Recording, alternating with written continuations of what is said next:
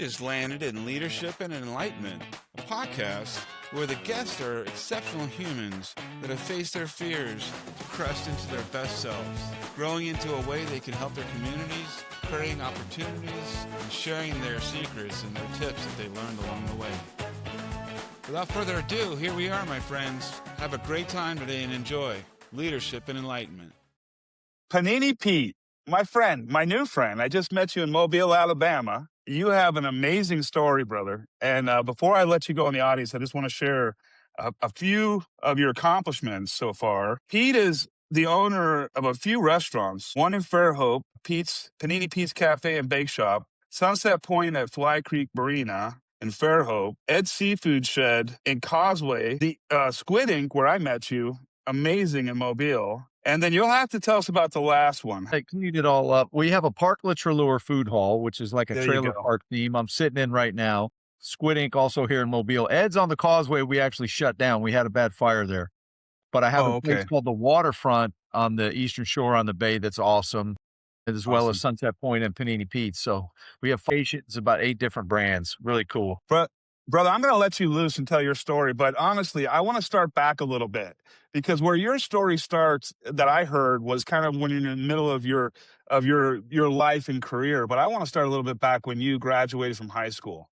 Who was Panini Pete when he left high school going into life? Where were you at? What were you doing? He was clueless. He was a little misguided. I was raised in the restaurant bar industry down in South Florida in the late 70s, early 80s. So it was, a pretty wild time down there. Very fun and innocent in a wild way, spring break and all that going on. So I started working in restaurants at 14. I love the hard work. I love the intensity. I love those, those rushes and that you get off of that. And it was also very social. Be a young high school kid, and there were always, to be frank and honest, there was a lot of cute waitresses around, and I enjoyed it, and I enjoyed food, and I enjoyed that immediate satisfaction, that gratification. You just plate is served and people love it and you get happy. So that was great. But when I got out of high school, I was still young. I was 17 and really wasn't committed any certain way as a career. My folks, didn't have a lot of money. I wasn't going to go to college just to go to college. It felt like, especially in that era, it's like, well, you go to college so you can get a good job. Yeah. And I was really considering joining the military. My father was a Marine. And so I thought about that. He was the first one that said, you don't want to do that. And I'm like, what do you mean? You did that. Yeah. And he met a guy that taught restaurant hospitality management at Broward Community College. This was in Fort Lauderdale, where I grew up. And he said, you should go talk to this guy. And I went, I never thought about making this a career. This was my night gig, weekend gig. This is what I've been doing for fun. And I said, that might be a good plan. So really, that was the first start, and I went out and I enrolled and I started taking classes. And we had some cooking classes and accounting as it related to the restaurant business and a lot of things that gained and then as I started, get through those classes and moved into the core, English 101 and speech and some of these things, I was like, this is like school, Torture, I know. I don't know if this is for me. And, through my dad, I met a chef who was an alumni of the Culinary Institute of America. And I said, maybe, chef school would be better where it's at, because I love the kitchen. I love where that's at. Restaurants, you're going to do 70 to 80% food. So that's got to matter. So I took a tour up to the CIA, ended up enrolling and getting accepted. And dude, the rest is history. You walk through the doors. That's where the big story starts. Yeah. Like change. I'm going to slow you down. I'm going to slow you down for a second, because believe it or not, we got some parallels. I ended up in Reno going to school over a girl, somebody I met out of high school. I needed a job. I walked into this hotel, the busiest one in Reno, and said, I need a job. I'm going to have to go back home tomorrow if I don't get one. And they're like, great, you're hired as a busboy. And I'm like, that's fabulous. What's a busboy? I had no idea what I was getting into. Next thing I know, man. Clock in. Right? Start right now. After the first day, I'm like, this is what this is. This is great. I'm excellent at this. I had the tone, the voice. I could talk to the guests. I was a waiter by the time I was 16 in college and making a bunch of money, thinking, wow, how blessed am I? And, over the years, I've looked back on it, Pete, and what I realized was my personality type, those were my people. For whatever reason, the restaurant events industry turns out like that fast-paced, needing to tune in, think quickly, see a bigger picture, just fit my personality type. And I cruised through it all the way into the convention world and into Vegas. But seeing how you kind of came out of the same thing, I always Yeah. tell everybody, my waiting and bartending days were probably the happiest days I ever had in my life. So much fun. I mean, bartending, if you have some good mentors and you don't get too sucked into the dark side of the lifestyle, it's a lot of fun and a lot of I remember going through culinary school. Anytime I was home, I was really lucky. My mom worked for the airlines back when Eastern Airlines was in South Florida. So I Okay. had these passes so I could fly for free. They took like $6 out of her paycheck. So if I had a 3-day Yeah. weekend or longer, I was going home. And I would pick up shifts, especially around the holidays, and people wanted a little time off and they were making money. We have a winter season down there, so Christmas and all that's busy. So I'd bartend, all through culinary school.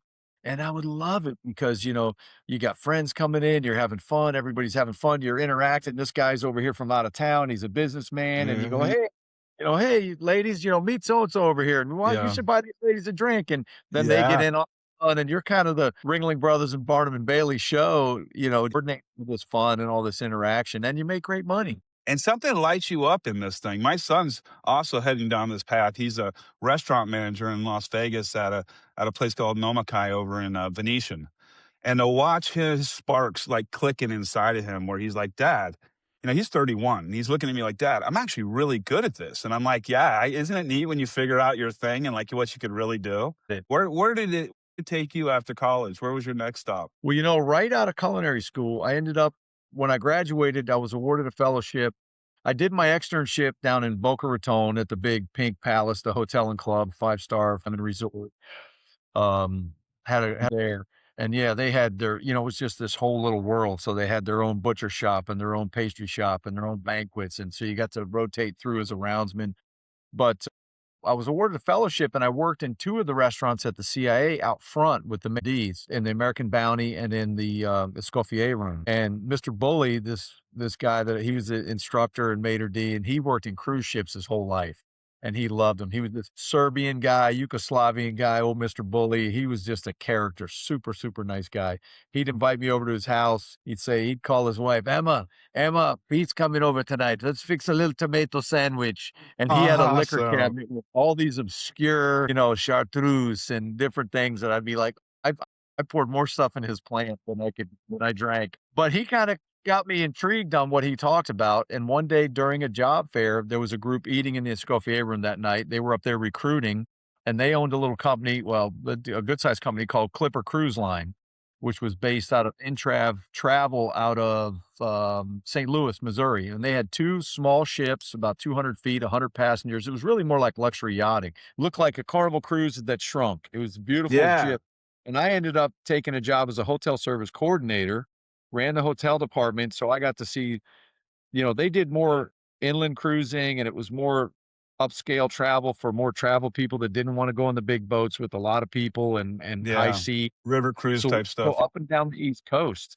So we went on all these little 7-day itineraries from Fort Lauderdale on different itineraries all the way up to Boston and New York and Charleston, South Carolina, all these different coastal things. And then we spent the winter in the Virgin Islands.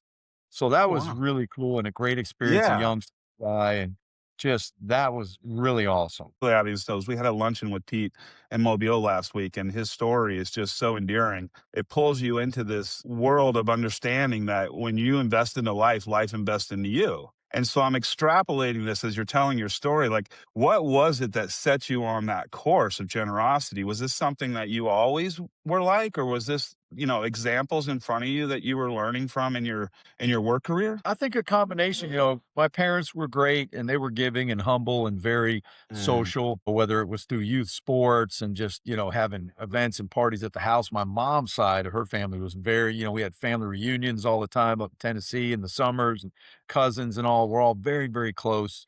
And that was really cool. And then working for some great people along the way and having some great mentors that just you realize what a dynamic industry this is, and you realize that, as long as you keep moving forward, your path's going to change. You may chart a course, set a goal, set a target, and then somewhere down the road, you can hit a fork in the road and go, wait a minute, I never thought about conventions or events, or I never thought about hotel. I never thought about catering, or I never thought about private dining or a big restaurant or a little restaurant. It's just so diverse what we do. I always wanted to open my own restaurant. I never knew how I would get there or how I would do it mhm. or, getting the funds and what I would do. And but I always had that in the back of my mind. I was enjoying life. I was willing to work hard, show up early, stay late, do whatever it took to get ahead. And I knew the whole Yeah. time I was investing in me. I wasn't Yeah. just going, I'm working for the man and, they're wanting me to do Hmm. this and do that. I'm like, every time I'm learning, that's my tool belt, man. That's my tool. It is because these opportunities come and, I've learned that, say yes. Like I was just in the bank, before we got together and I got this text and I was like, I texted her and I said, yeah, absolutely. What does it entail? And the teller was like, "What are you talking?" I said, "Well, I just committed to something, but I'm not really sure what it is." And it was What this it lunch is, and learn. yeah. It was at a senior assisted living facility, nice one in Fairhope, big one, and something kind of a lunch and learn. And I'm like, I don't know if I'm doing a demo. I don't know if they're expecting me to cater and I have to come bring food. I don't know if I'm more crew, but I'm in. You know, yeah, be careful because you can overbook yourself for stuff, and some things you regret, but you just never know where it's going to take you and who you're going to meet. You know, I mean, Alexa all week's going, don't forget 8 a.m. You got beignet demo this week, Visit Mobile's going to be here. And here I we are, know. a week later. Yeah. So you got to jump in and present this up. The cruise ship thing was kind of presented to me through Mr. Bully and one of my mentors. Hmm. And it turned out to be a great experience. I did that for just only about a year, though. My parents were going through a divorce at the time. And I'll never forget, I gave my mom, I used to work 3 months on and a month off, 3 months on and a month off. So that month I would plan like I'm going to go on a safari or I'm going to go on this surf thing in California. And I remember the first tour I did 4 months because I had to train. And I had given my mom an ATM card and said, look, if you need money, take it. Just keep me abreast so I can, keep my finances. But there wasn't online and internet and checking things. So I got home and I'm off for a month. I'm ready to book this safari because I've got a couple of grand saved up, which is a lot of money. But I Then, yeah. realized I don't. I've got about $80 in the bank. And I was like, oh, mom, if you use that card, she goes, well, a little. And I was like, oh. So I worked a vacation, but that ended up shortening my stint. I said, I kind of want to work closer to home. I had a younger sister that was still at home. And I said, let me help her out. So I went to a place that I had worked at before I went to chef school and called them. I need a job, a full-time job down there. And they put me in, I was in Boynton Beach and I was in Miami working for a company called Shooters on the Water, Shooters International. They still have the original spot is in Lauderdale. It's gone through a couple ownership changes. But back then I started off, I just said, give me a job. I was an assistant kitchen manager. And then, I did banquets at another one. And that got me back in South Florida and just working in real high volume independent restaurants. The one in Fort Hmm. Lauderdale at the time was about a $15 million a year operation. Oh, yeah. I think they're doing like 22 or 25 now. It's ridiculous right on the intercoastal. So, that was something that just out of necessity, but I tried to make the most out of it. So I went from being an assistant kitchen manager. Within a couple of years, I was an assistant GM at their highest volume one. And we did banquets at one of their stores where I would work the Sunday brunch thing. I would work the Saturday night shift as a closing manager. And then I would stay overnight and make Napoleons, cream puff swans, Oh, pet wars. I'd do 3 ice carvings, get it all set up the next day. And once we opened the doors for brunch, I left and, you passed were out. out. Wow, that sounds so much like our world in Vegas. Just my friends and I and collaborating around these special event evenings, New Year's, Super Bowl, like it was an all hands in kind of an idea. And when we got through it, I tell stories the Bellagio days.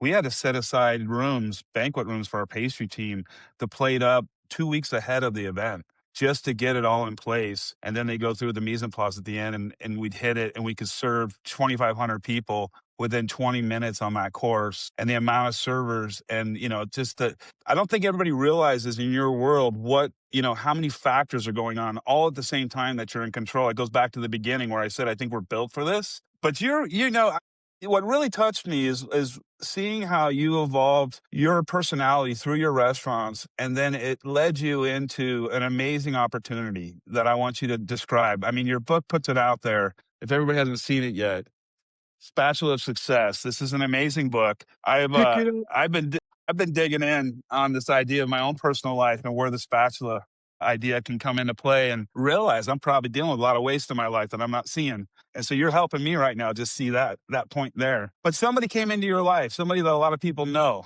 You want to tell that story for us? You talking about the Food Network? Yep, Or talking that's about what I'm prior to talking that? about.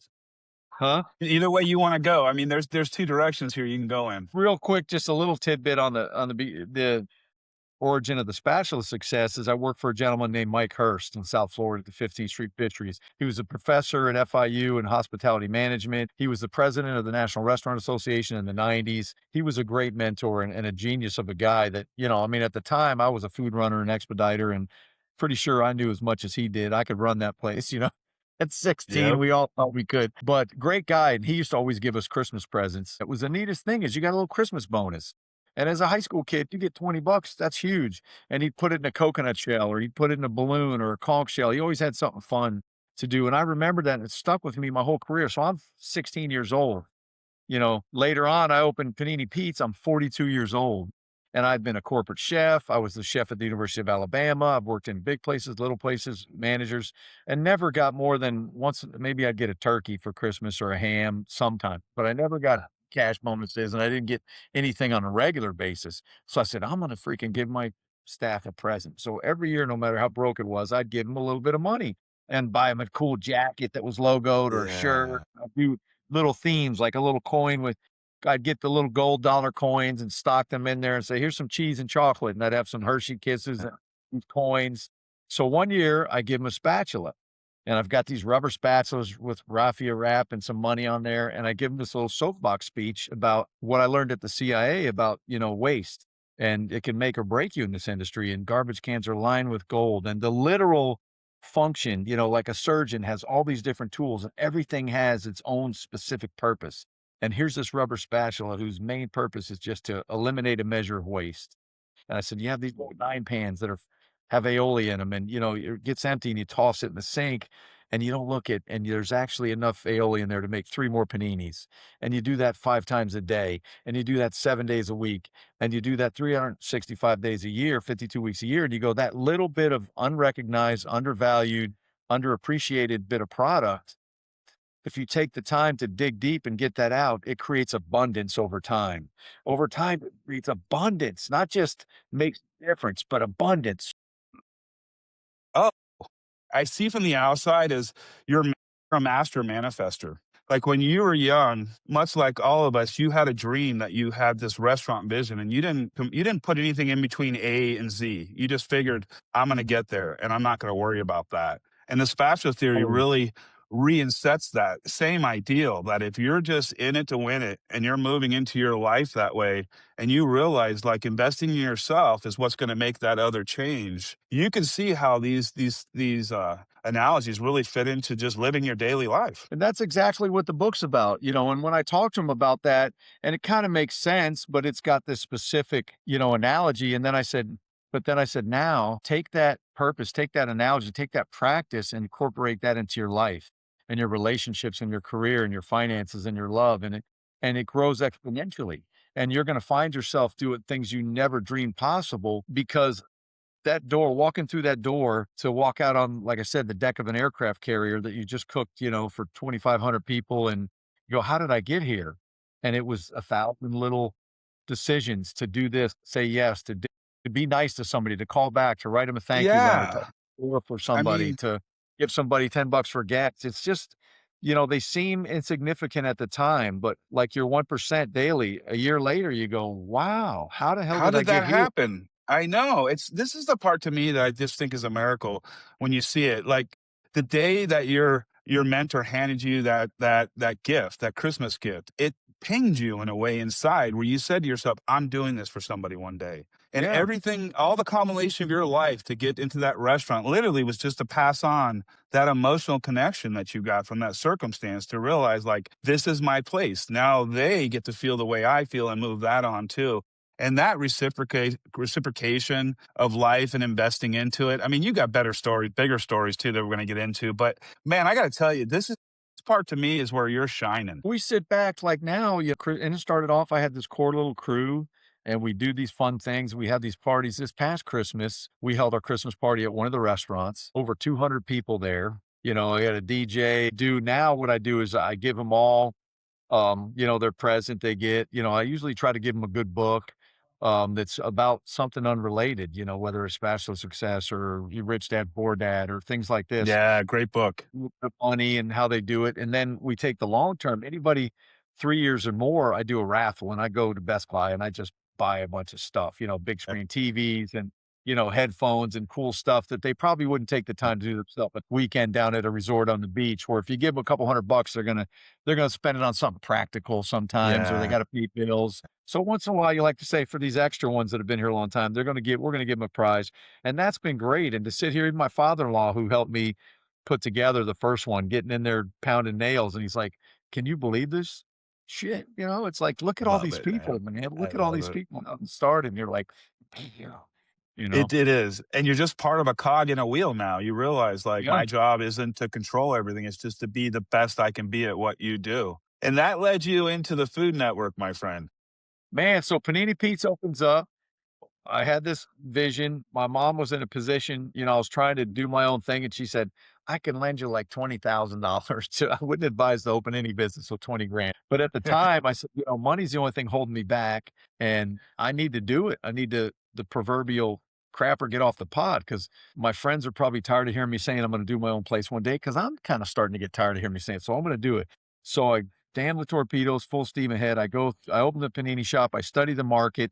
Here's a location my wife found that I didn't like initially, because it was mostly outdoor seating, and there's certain times of the year that are not favorable for that, but the price was right and it was well equipped. So I came back around. I said, I think that might work. So I'm going to give it a shot, because it'll probably take me, I could probably last a year before I go completely broke. And by then I should be able to build a business. So we started Yeah. off grinding fresh cut fries and chips, homemade aiolis, dressing, spreads, homemade mozzarella, house roasted meats, fresh baked cookies. I got in there, immediately started cleaning up and painting the place, and I baked chocolate chip cookies. So anybody walking by, "Hey, what are you doing? Come here, have a cookie. Let me tell you." Actual addict, and it worked out, but it was tough. I walked away from a corporate chef job. My wife was a school teacher. We had 2 young kids, so we had to try to make it work on her salary. I couldn't pull anything out of the business, because it's that reverse pyramid.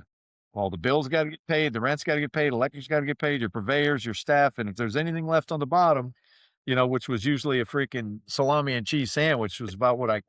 For dinner, yeah. And yeah, and we started, and it was great, and I was getting accolades, and I was getting write-ups, and everybody loved the food, but it was still, I wasn't making a living yet. I wasn't making anything yet. I went through hard times of trying to juggle stuff. I walked out, I think it was not week, like month 13 or 14. I'll tell you, I walked out to go to work one day, and my car wasn't in the driveway. And I go, "Oh my God," and I've got a 90/70 Isuzu Rodeo. I don't think they're hot on the theft list, 10-year-old Yeah. rodeo. Lo and behold, my car got repoed. And I had to go and talk to my wife, say, "What's going on? You've been paying the bills." And yeah, and I couldn't even get mad about it, because I knew she was trying to make chicken salad out of chicken manure. And I said, They "Just gotta support you. put me to work, man," but we were just starting to turn a corner, and we did. And then it became successful, and more accolades. And now I'm like making a little money. I don't have to get a night job. And the beginning of year 3, I get a phone call one day from some guy. And he says, I'm a freelance writer working for the Food Network, this show, Diners, Drive-Ins, and Dives. And I'm like, yeah, whatever, BS. I call BS. Who's Right. pulling egg, I don't want to listen to Exactly. it. But he talks me into staying on the phone. I said, all right, I'll listen, but I'm still not falling for it. So we spend a little over an hour on the phone. He's asking me all these questions, and tell me about your signature dishes and what you do and how do you prepare them, and making sure things are scratch made and there's integrity. And we go through it all. And I'm like, wow, this is really legit. So I'm like, excellent. When are we filming? What's going on? He's like, hold on there, Baba Louie. He says, I'm going to report and I'll submit it to the producers. And if they like it, if they have further interest, you'll get a call back in 4 or 5 weeks. Oh, wow. And they'll want more questions. They may want recipes, different things. And we try to kind of scope out the storyboard of the show. So ultimately, you're going to get 3 to 5 calls like this over the next couple of months. Or at one point, you'll just not hear from us again. So I was like, oh, okay, great. Jeez, This was yeah. November. This was in November. So you got Thanksgiving coming up. You got Christmas, New Year. So I'm hearing nothing. It's freaking crickets, dude. I'm like going, oh, I was so close, but not. And finally, I get the call back in early January. And then I get another call in February, and they say, we're coming. We're coming March, 13th, I think it was. And I was like, holy buckets, here we go. So Wow. I knew the show had only been on for a year, so I was briefly familiar with it. And you're kind of like, well, I'm not a diner or a drive. What are they doing? What, I'm not, am I supposed to be Yeah. offended? Like, no, this is going to be cool. And they come rolling in, and you do 2 days of shooting. Back then, it was real intense. I think we spent 21 hours in 2 days No, filming for really? 6 Wow. minutes. For a small segment, huh? Oh, Wow. 6 minutes because you do all the cooking with the crew there, and they're just filming your hands and everything. And then the next Mm, day, you do the 8-day with Guy where you do all the same stuff, but they're doing the wide shots because it's one camera, it's one crew, it's tight. They're in all got these it. tight spaces. So they do the beauty shots, and you got to pick it off the press, and then you got to cut it, and then you got to do this. And it's a lot that goes into it, but it's a lot of fun. But I get the call. So we're set up to do it after the first day, and I was still open for business. Nowadays you got to shut down for 2 days and everything. So we're Oh, wow. jamming, doing our thing. And the second day is the big day with Guy. And I'm like, "Hey, man, I'm comfortable now. I'm in my kitchen. I already filmed for a day. I got this. I'm going to kill it." And then I hear them all talking, the eagle has landed, Guy's on his way. He's getting close. So I'm like, you can't wait to meet him. And then the producer walks up and goes, "When Guy gets here, don't go running over, saying hi. Just leave him alone. I got to talk to him. We got to go over this shot. We're going to talk about wardrobe, whatever." I'm like, "Wardrobe?" They got like 5 different bowling shirts on the rack at the time. What's he going to Interesting. wear? This was 2006. Oh, 2008, excuse me, 2008. So I can't talk to him. He wants to capture that introduction on camera. And so I'm like, "Oh, now this guy's The original, got it. big Yeah. star, he can't talk to him." So now I start getting nervous again. So, but we get through the shoot. We have an absolute blast. And just one thing leads to another. He was a big Raider fan. He was wearing a Raider wristband. And I'm like, "Oh, you like the Raiders?" Well, I got this autographed picture of Ken Stabler hanging on the wall, who's an No Alabama guy doubt. and who comes to the restaurants. I met him through my brother-in-law who played for the Dolphins, who I work for. That's another restaurant story. But I end up introducing those. So we hit it off. We finished the shot and it was just a blast. And then he was doing another place in town. I went by afterwards. My wife printed out some pictures. I wanted to get them signed. And he goes, "Hang out, have a beer." And oh, wasn't that a blast? Then he's like, "It's Monday night. Season 3 is premiering tonight. Where can we go watch it?" So we go down by the hotel to a buddy of mine's restaurant that has TVs and all. We end up taking over the kitchen. We cook for the table. Me and him are back there. We're drinking and doing shots and I'm on Yeah, cloud dude. nine. You Yes, know, you are. we eat, we go back, having all this fun. The next day, he's finishing up at another restaurant, Daphne. He says, "Come on up. I got a few hours off before I head to Mississippi. Well, you can show me the town." So I go up there and I'm hanging around the set and I see the producer, whatever. I said, "Hey, where's Guy?" They're like, "Oh, okay." Like thinking, "Oh, okay, who's this stalker?" They didn't know he Yeah. invited me. So he comes up, they're filming the scene where he's in the car doing "Hey, we're rolling out," or "Here I am." And he's like in the car going, "Dude, my driver's here. I got to head to Biloxi. So, why don't you just come and hang in Biloxi? We're doing this killer barbecue joint tomorrow. It'll be fun. We'll have a blast." And I'm like, "Dude, hold on. I'm just got off the freaking roller coaster of getting Yeah, ready this for is you guys, like yeah. dude.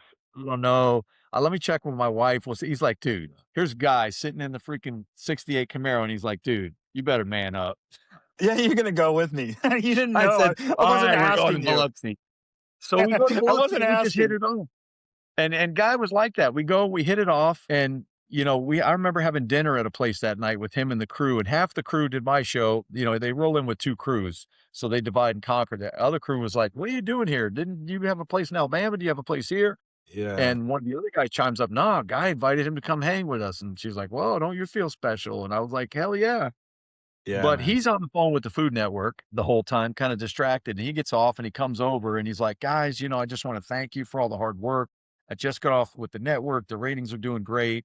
And he says, "I just appreciate you guys and I know we're working hard. Sometimes I wanna take you out for a drink or whatever. The hotels, I'm riding with you, I'm staying with you.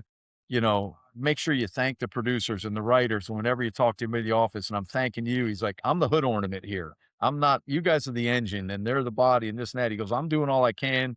He goes, "Let's enjoy the ride. It's hard work, but let's Yeah. enjoy the ride because in a couple of years, this will all be over and I'll be back to being a Yeah. restaurant."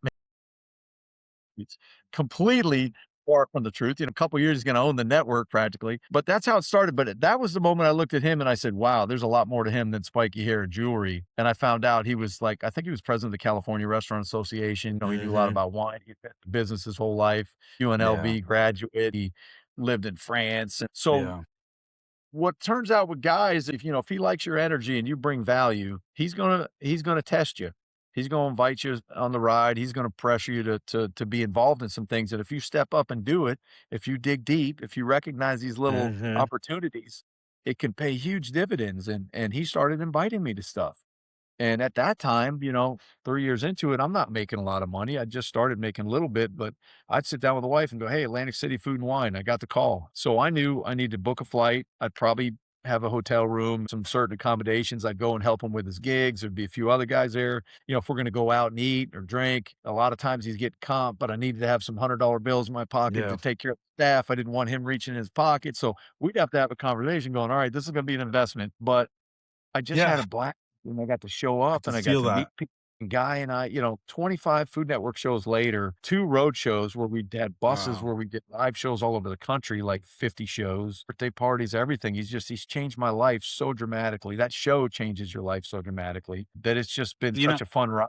I gotta say from the outside though, I mean, looking at it, you also were like you were that engine that turned into the hood ornament in the same ideal. And I looked a little I saw a little bit on I should call him Mr. Freddie because I don't really know him, that he got a lot of his experience in Northern California, up in Napa in that area. And Yeah. coming out of Vegas, kind of an interesting thing going to college in Vegas. I'm a Vegas guy, 50 years. We move real quick in Vegas. We look at things real interestingly. It's not like a cultured setting that you would see in a back east scenario. It's very fast. It doesn't really make a lot of sense, but while you're in it, what I'm noticing most, which is really interesting, is a lot of us, and I love to talk about the 5-year business theory. I've been in a little over 5. There's a maturity that comes through the idea of being a business owner and creating a life around yourself that you can support your family from and live and grow into. It never really happens in one setting. Even that first phone call, like you got from the Food Network, it was so many different touches later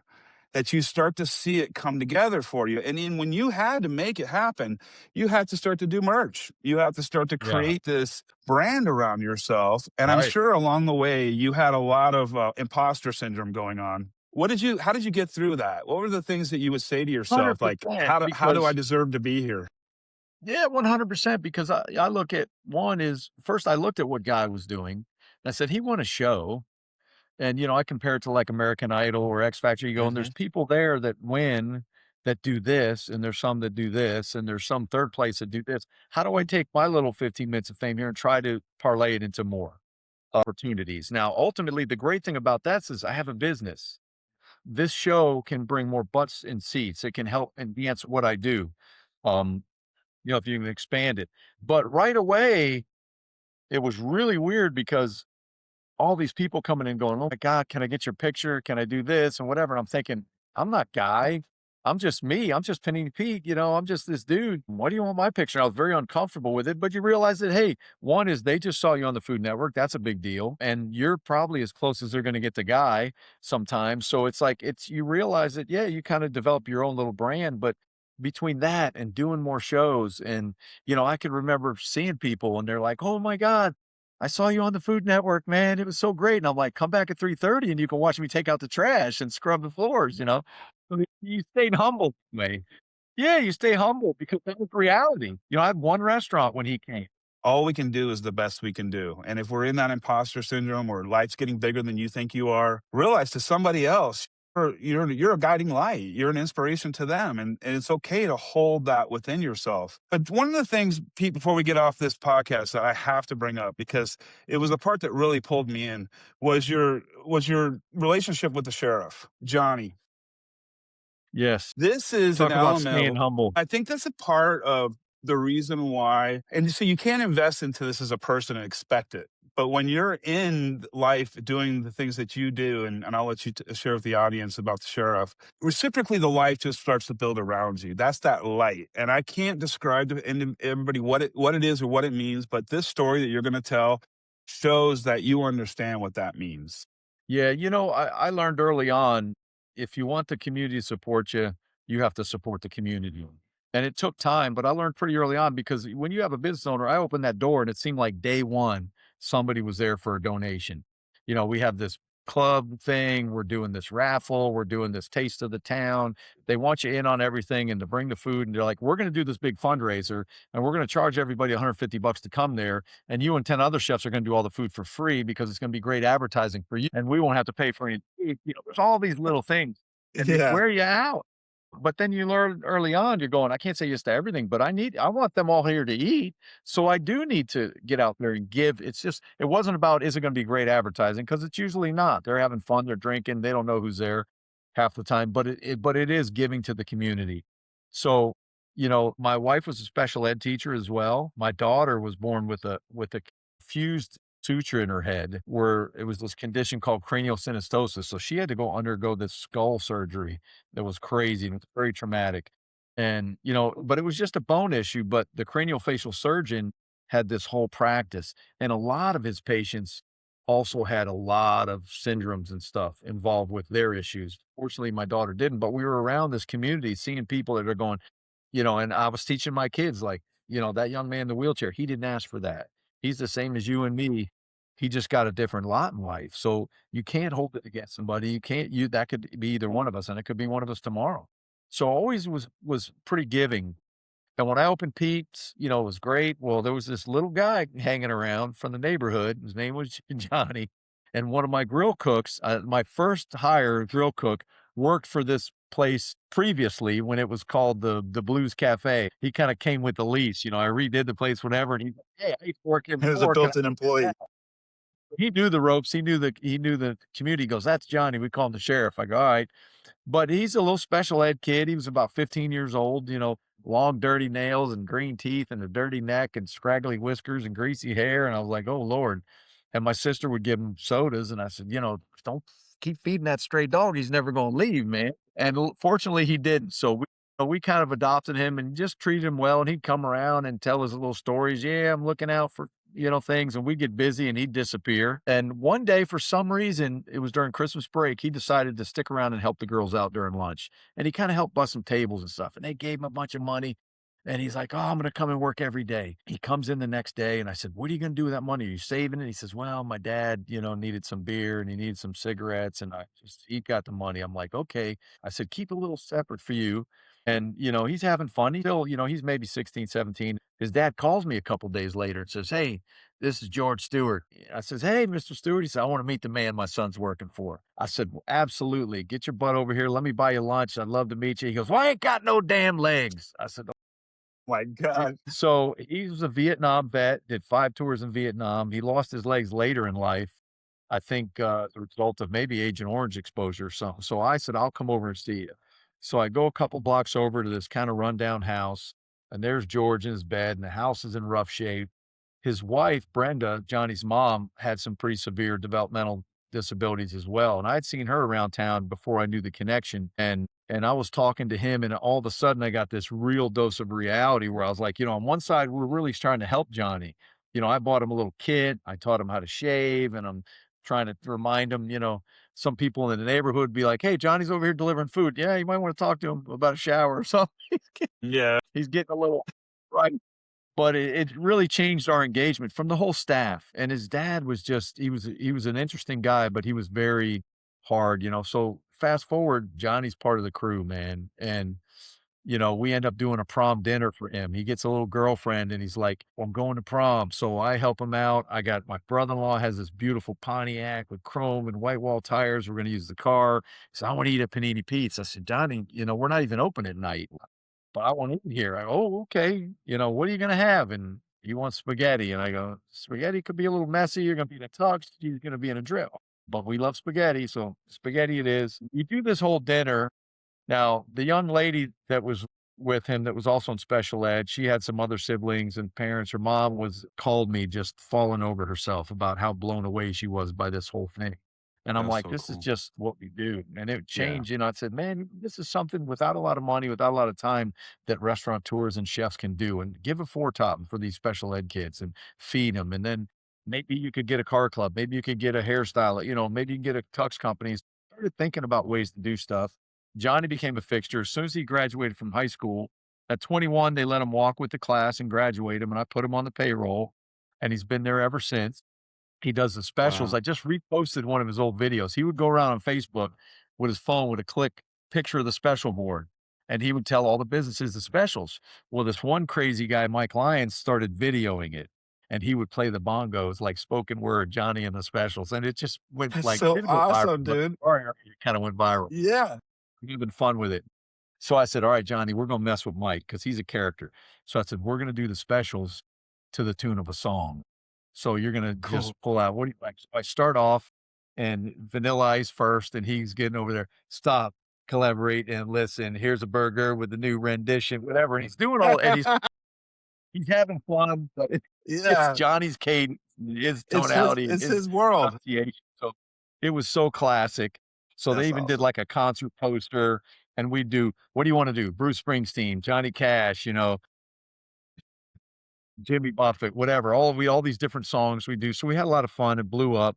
Well, Johnny's, over time lost both of his parents, and he's highly functioning to a degree, but he's also like a 10-year-old in a lot of other ways as far as responsibility stuff. The house, after his dad died, went from in real bad shape to just terrible shape. His mom was a hoarder.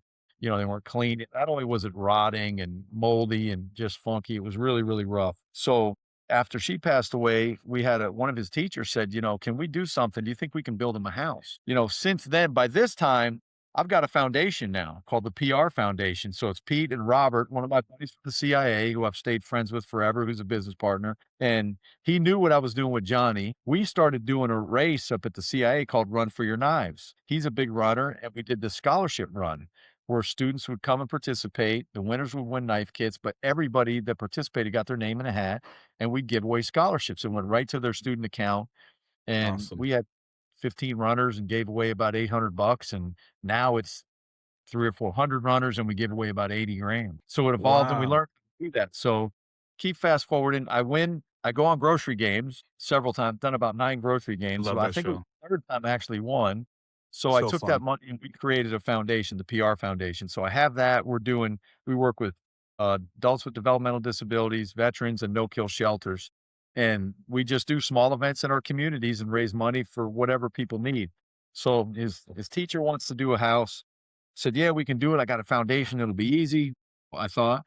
And we start promoting it and looking for help and donations. And I'm getting calls, from certain contractors saying, I'll help out with the roof or I'll help out with flooring. And I said, I need somebody to help pull this all together. I don't know what I'm doing. I could raise awareness. I could raise money. I could be the hood ornament, but I need an engine, a transmission, and a tire and a Hmm. seatbelt, brakes, and I need all So this well stuff. you've been taught that lesson, yeah. So, going right back to listening to Guido, as we call. So I called the city building inspector. He put me with some contractors. I met up with the Baldwin County Home Builders Association, and they have a charitable foundation.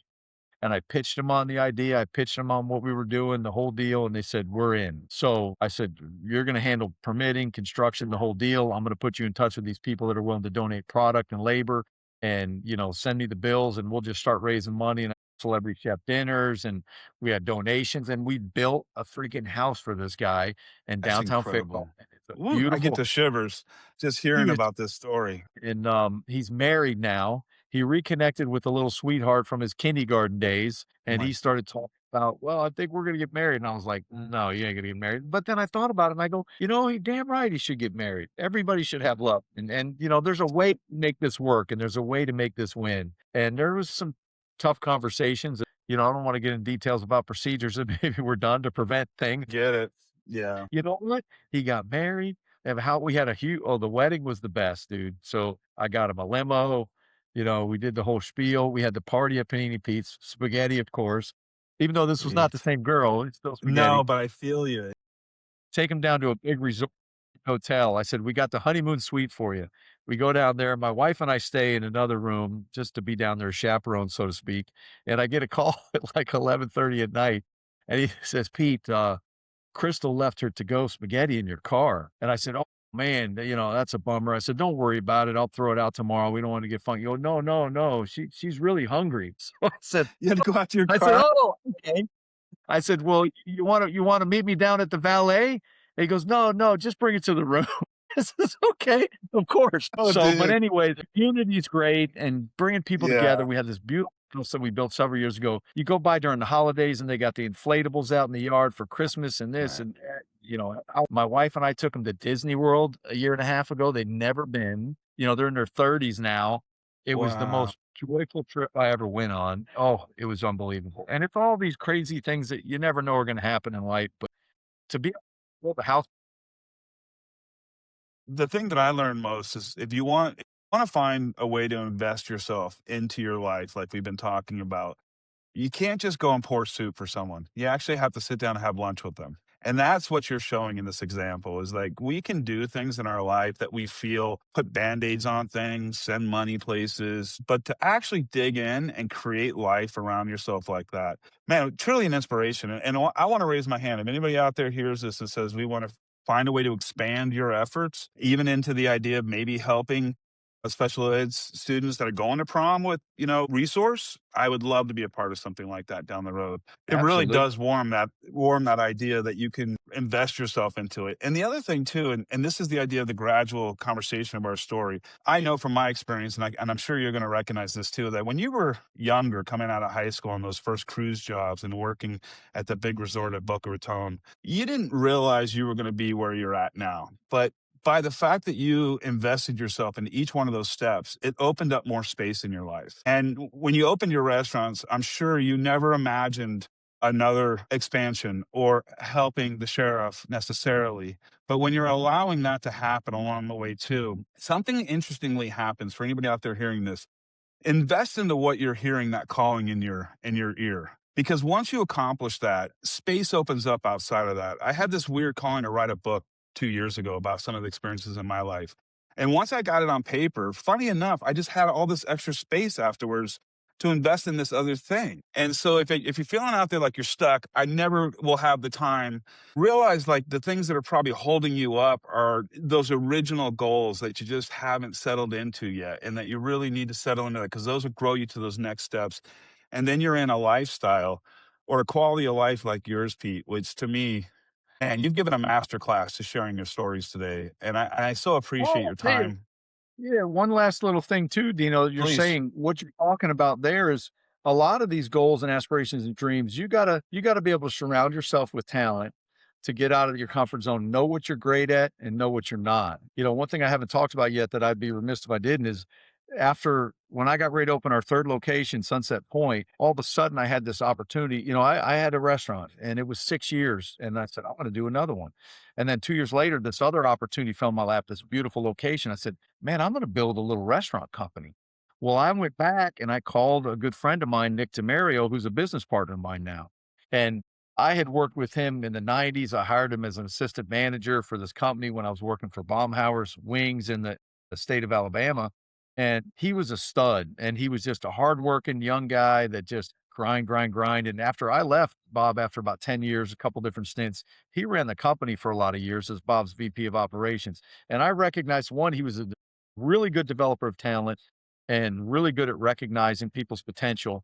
And he loved systems. And I was creative and I knew that it's a structure, but I was also a creative where I'm like, I don't mind having some checklists. I don't want to pencil with people. I don't want to thought, I was too chefy sometimes going, you can't put everything in a recipe. So I was able to get Nick on board early on, 10, 11 years ago and bring him in as a partner and make him my operations guy. And he was this Hmm. different piece of the puzzle where he's like, he understood I had to say, here's where we're at now and here's my vision.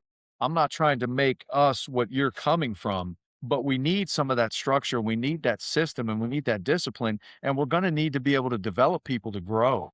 And this is what you're Yeah. great. And man, immediately it was, developing our line checks better in our system. So now we have, 5 different locations, all completely different brands, but we operate off the same playbook. And we're almost all of our GMs came up from within, all these different things that happened. So to be able to bring him on board. And at the time, I was already, we didn't even talk about the mess lords and going out traveling, cooking for the troop, all these opportunities that guy maybe threw my way that we blew up. So I was able to disappear and take advantage of things. And because we had systems in our restaurants, I had buddies that were triple D veterans as well, but they were chained to the stove. They couldn't leave their business unless they closed it down.